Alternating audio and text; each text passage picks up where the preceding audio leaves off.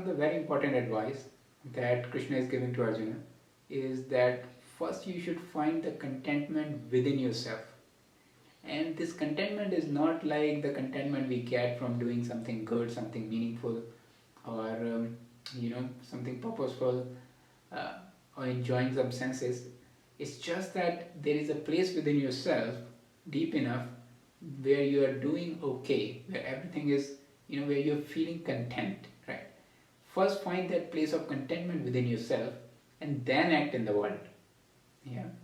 And there seems to be similar teachings in different traditions. In Buddhism, they also talks about there's if you continue going on the path, there's a place that you reach priti, which is kind of a joy, and then you go to prashabdi, which is kind of a peace. So, and in Christianity, there is something like first you find the kingdom of God within, and then all things shall be added. Yeah.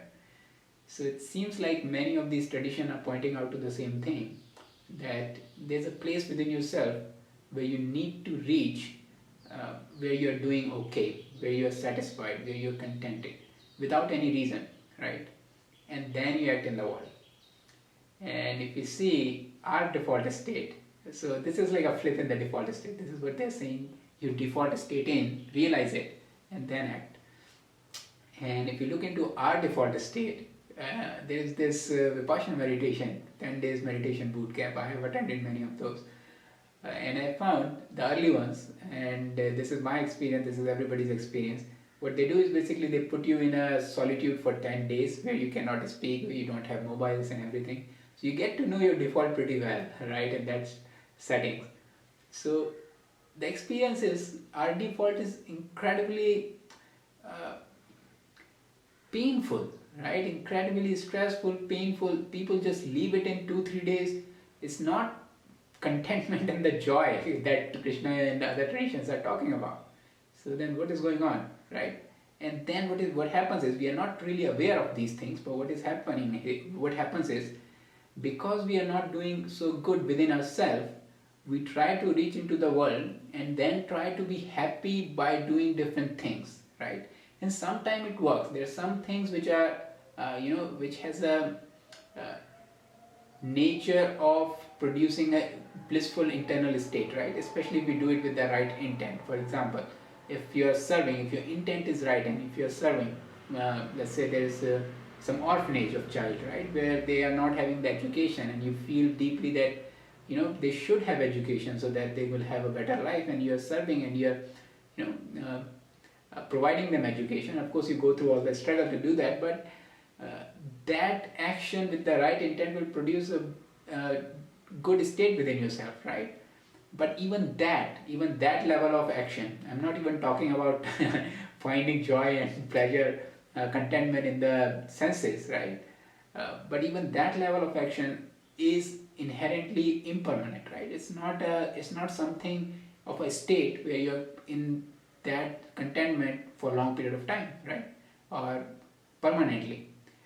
So even that action seems to be impermanent, right? And the Krishna is pointing that you need to find a place within yourself where you are doing okay. In fact, you are feeling content and you are feeling blissful without any action altogether, right?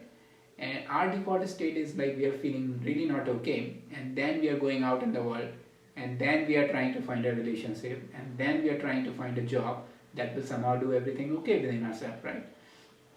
And it works for a little while, but it doesn't work permanently, right? And we get more dissatisfied, then we look for some other relationship, and then we look for some other job, and the cycle continues, right? So what is happening, right? Why Krishna is saying you should feel contentment, and we are feeling this kind of not okayness within ourselves? Yeah. So the situation is that our situation by default is that we are by nature happy. We are by nature feeling content and joy like a child, right? But what happens is that we have accumulated a lot of impurities. It's almost as if like we are holding so many coals within our hand, right? And it is feeling very uncomfortable.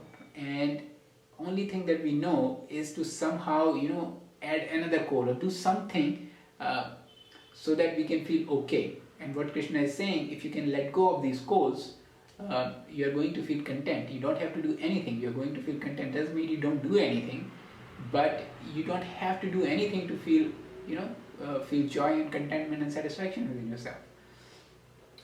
What are these goals then? These are the things that we have gripped and clinged based on our experiences, because they taste a little bit good. We have clinged to them, and now they are creating these kind of strong internal dissatisfaction. For example, we can be cling to other people's approval, right? It felt good, the praise felt good, so we get cling to it, right? And now that has taken out us from a state of basic satisfaction to this seeking for happiness kind of thing, right? Because we want more and more of that kind of a pleasure. It could be something else for somebody else. It could be some kind of a sense pleasure or something else. But we are holding these things tightly within ourselves, right? And we are not willing to let them go. And because of that, we are not feeling content and joy. And there has to be some practice that we should be doing, or some understanding that we somehow need to let go of these goals that we are holding so tightly. For some people, meditation works. For some people, something else might work. For me, meditation works. So if somehow we can let go of these goals within ourselves, we reach a place within ourselves which is where we are feeling content and joy for no reason. And from that place we engage in the world, right? From that place you go into the relationship. From that place you find a job. From that place you do something meaningful. But you don't do it to make yourself okay. You do it as an expression of yourself, or as as something that needs to be done, right? And it produces those internal states that are temporary, which feels good or bad and all these kind of things. But behind the scene, you are doing okay.